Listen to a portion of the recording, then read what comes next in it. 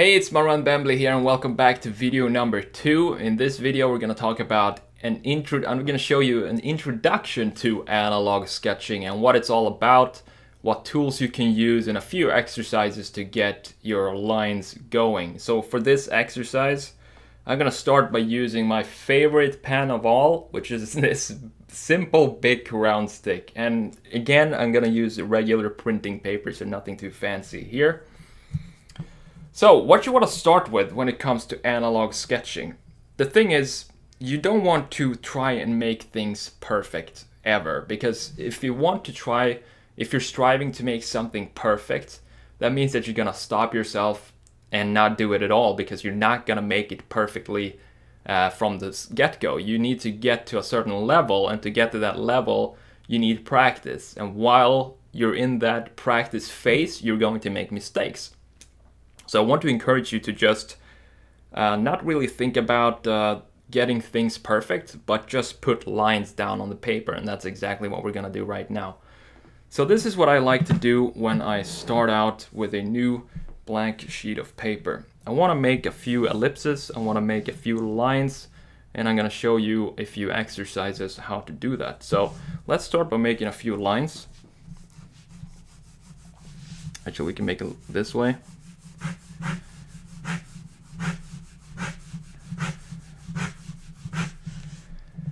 So as you can see, when I sketch these lines, first of all, what you want to think of is how you hold the pen. You want to hold it kind of loose. You don't want to squeeze it tight, because that's not going to make you be able to do any smooth lines, and we're looking to get smooth lines here. Second, you want to keep your wrist locked, so you don't want to move around your wrist. You want to keep that locked and actually sketch with your entire arm. So you want to move from almost the shoulder and the elbow, and then you keep your wrist locked like this. And when you're sketching, you kind of want to start to figure out where the lines are going to go by ghost sketching. I call this ghost sketching when I sketch above the paper like this, but don't really put down any lines. And that's going to help me understand where the lines are going to go, and I kind of see the line before I actually sketch it. So let's make a few ellipses here. I'm going to go from narrow to a bit wider and almost down to a circle down here. So start by ghost sketching using the elbow and the shoulder. You can see that I'm not even moving my wrist.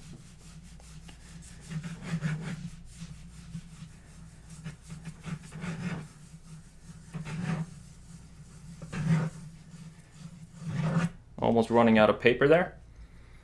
But this is a great exercise for ellipses. And as you can see, I'm not even filling the entire ellipse in, because it doesn't really matter. The brain, when you're sketching products like this and you miss like the edge here, for example, it doesn't matter, because the brain is going to fill that information out by itself. So it's kind of going to complete the image for you. You don't have to have all lines in place. Another great exercise is to make a few dots like this. So you want to go like one dot here and one dot over here. So we have dot number 1, dot number 2. And now I want to try and intersect these dots with one single line. So what I do now is I position my pen above dot number 1. And then I move my eyes to dot number 2, because that's where I want my hand to go.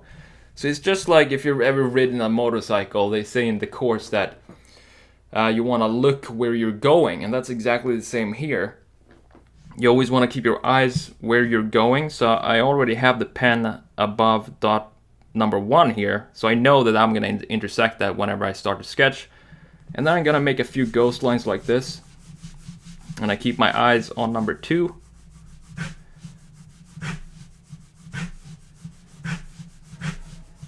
And then make a few practice lines like that. And then you just fill up an entire paper like this. Just intersecting these lines.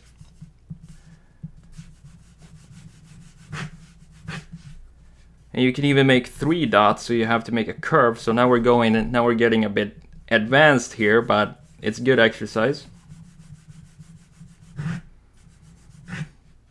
and not easy.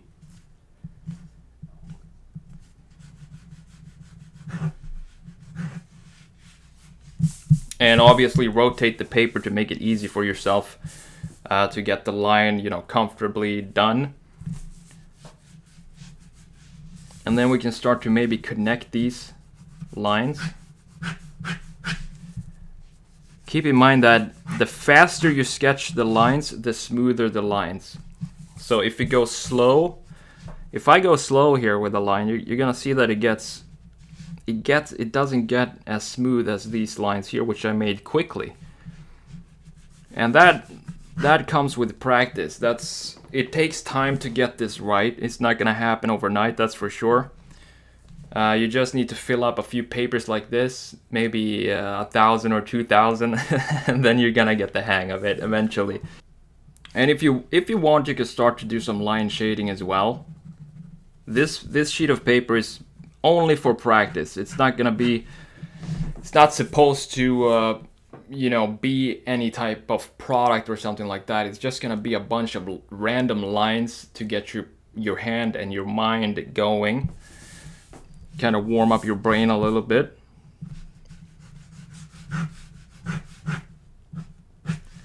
But the key things to remember here is, first of all, sketch with your elbow and your shoulder.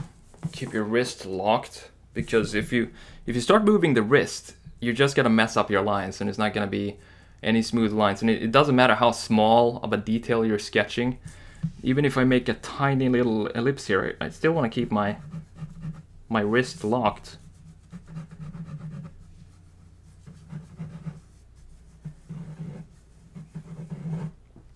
All right, so then we can connect these. Make maybe a banana or something like that.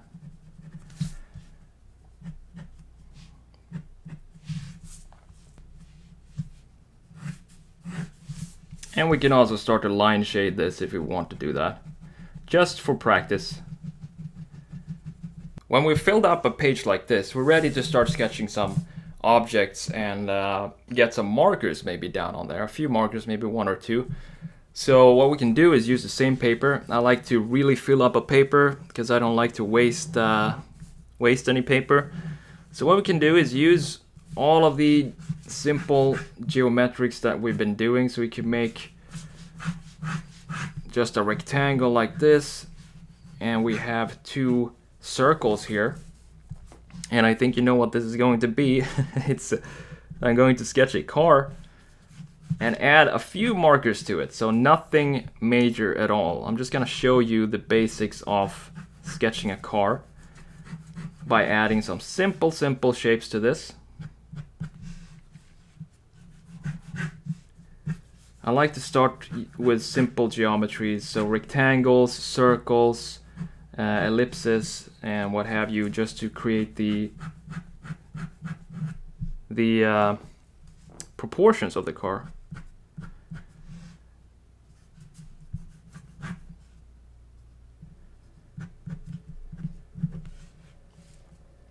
Then maybe we can make a cut line for the doors, something like that.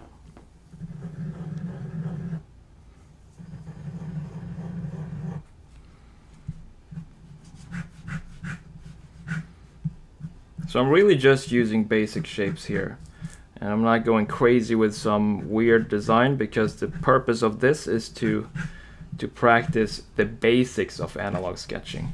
We're gonna go into the advanced stuff inside of the Academy, inside of especially Marker Madness and Design Sketching Blueprint. Those are the two major courses that I have on analog sketching, where you're going to learn everything from rendering products to getting the proportions right, perspective, and so on. So here we have the basic shape of a car. So we can start by adding some simple markers to this.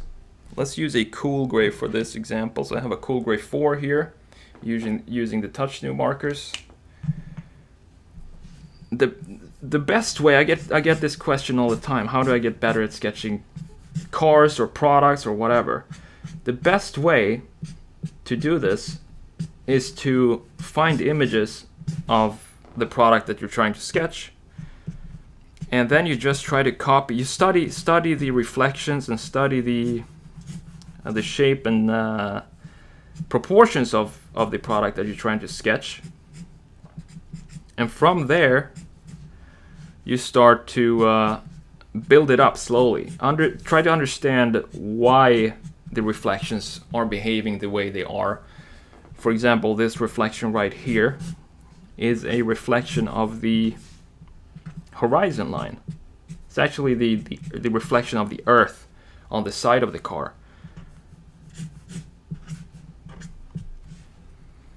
And then we have, since it's a side view here, I still like to make the side view in perspective.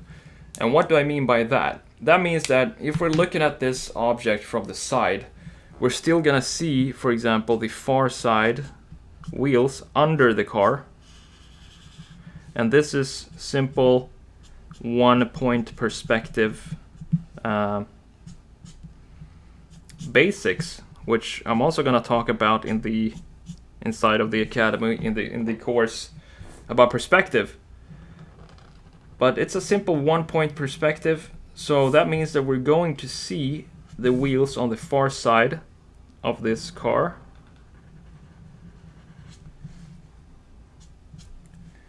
Because it's not, I don't like to sketch isometric views. To me, they just don't look any exciting at all, and I leave that up to the engineers to do isometric views. This also means that if this is glass here, that means that we're gonna see parts of the interior through the glass. So that's what I'm gonna sketch out right here. Basically, I'm making a copy of the window line, only making it smaller and inside of the window, like that. And then I like to add warm gray to these, to the interior of the car. So here we have a warm gray 4, which is perfect.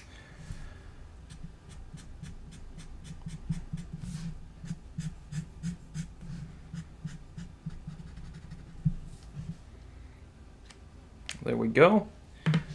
And for the wheels, if we don't have time to sketch wheels, what I do like to do is to simply make some sort of shading to this to show the shape of the wheel. Doesn't have to be more complicated than this, really. Especially if you're just starting out with analog sketching and you want to get a hang of reflections and so on. This is a great way to start. But as I said, download a few images of the object that you're trying to sketch. Try to figure out why the reflections are where they are. And also, as always, keep your light source in mind. So you need to understand where the light is coming from. And that is definitely going to help you understand the where the shade go and where the highlights go. The highlights always go where on surfaces that are being directly hit by the light, I guess you could say.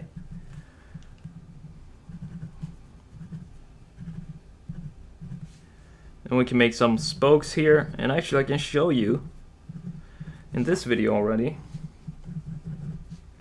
how to use the highlight pen that I have, the Posca pen.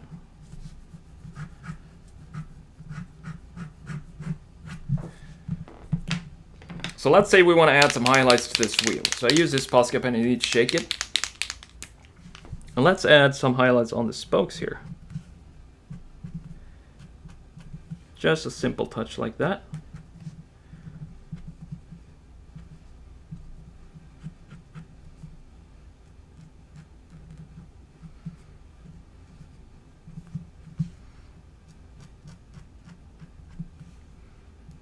And we can also add a highlight to the door lines.